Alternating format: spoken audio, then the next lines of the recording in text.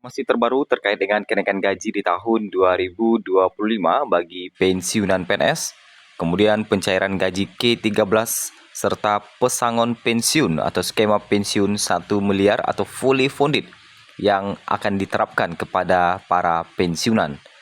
Sederet informasi ini kita sampaikan pada hari Kamis 10 April 2025. Berikut informasi selengkapnya.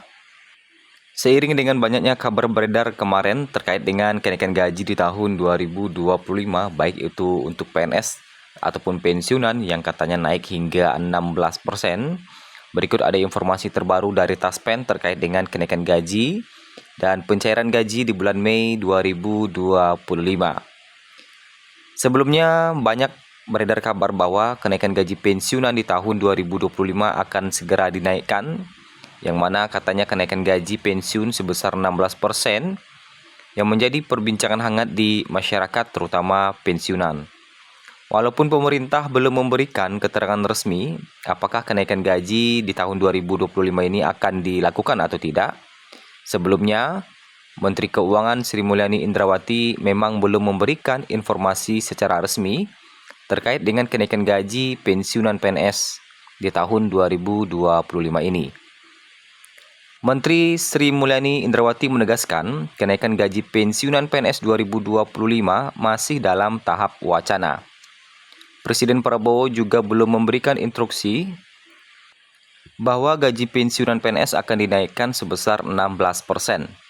Hal ini juga menyangkut terkait dengan pagu anggaran Kemenkyu 2025 yang sudah ditetapkan.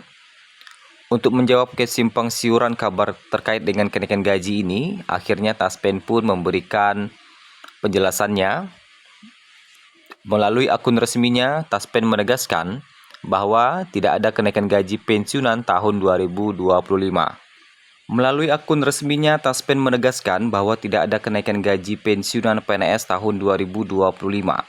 Halo Sobat Taspen, kami informasikan bahwa saat ini tidak ada kenaikan gaji pensiun, terima kasih, tulis Taspen. Lalu berapa nominal gaji yang akan dicairkan untuk bulan Mei 2025 bagi pensiunan nantinya? Yang mana gaji pensiunan PNS telah resmi mengalami kenaikan sejak tahun 2024 sebesar 12%. Untuk golongan 1 akan mendapatkan gaji pokok terendah di angka Rp1.748.096. Sedangkan untuk tertingginya 1A mencapai Rp1.962.128, 1B Rp2.077.264, 1C Rp2.165.184, dan 1D Rp2.256.688. Sedangkan untuk golongan 2 terendah di angka Rp1.748.096, sedangkan tertingginya Rp2.833.824 untuk 2A, 2B Rp2.953.776, 2C Rp3.078.656, dan 2D Rp3.208.800. Selanjutnya untuk golongan 3 terendah di 1,7 jutaan juga. Sedangkan tertinggi 3A mencapai Rp3.558.576, kemudian 3B Rp3.709.104, 3C Rp3.866.016, 3D Rp4.029.536. Selanjutnya golongan 4, 4A tertinggi mencapai Rp4.200.000, 4B Rp4.377.744, 4C Rp4.562.880, 4D Rp4.755.856, dan 4E Rp4.957.008. Kemudian informasi terkait dengan gaji K13. Nah, ini ada informasi juga terkait dengan gaji K13 bahwa gaji K13 akan dibayarkan pada bulan Juni 2025 yang mana bertepatan dengan awal tahun ajaran baru sekolah.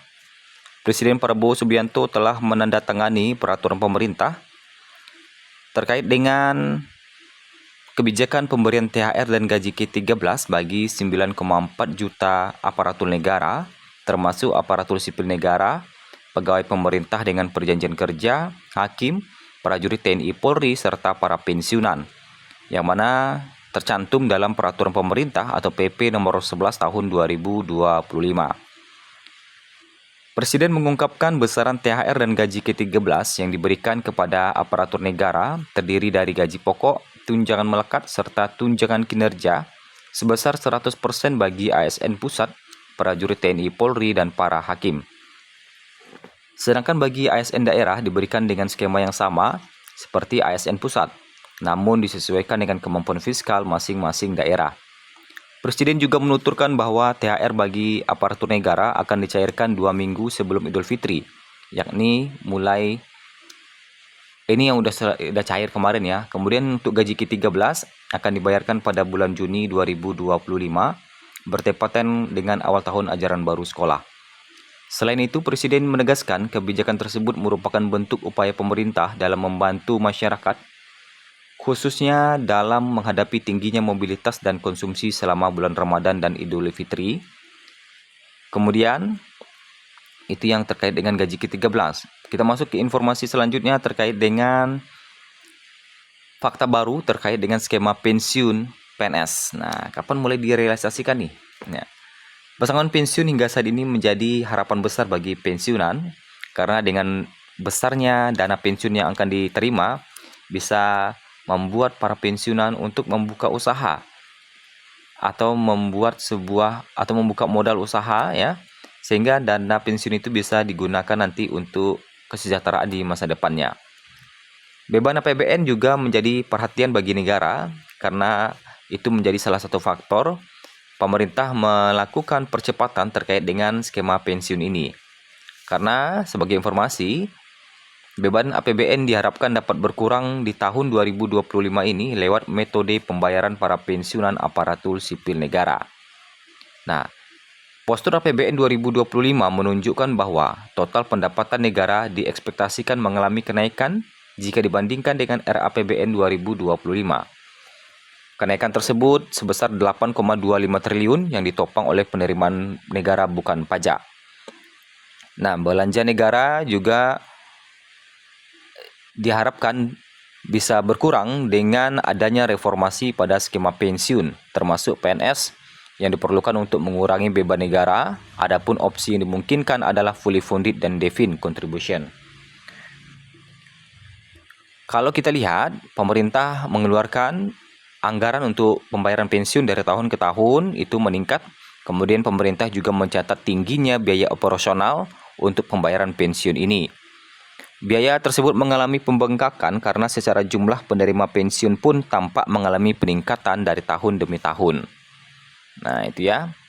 Kemudian di 2029 itu diperkirakan 4,2 juta para penerima pensiun. Nah, seperti itu.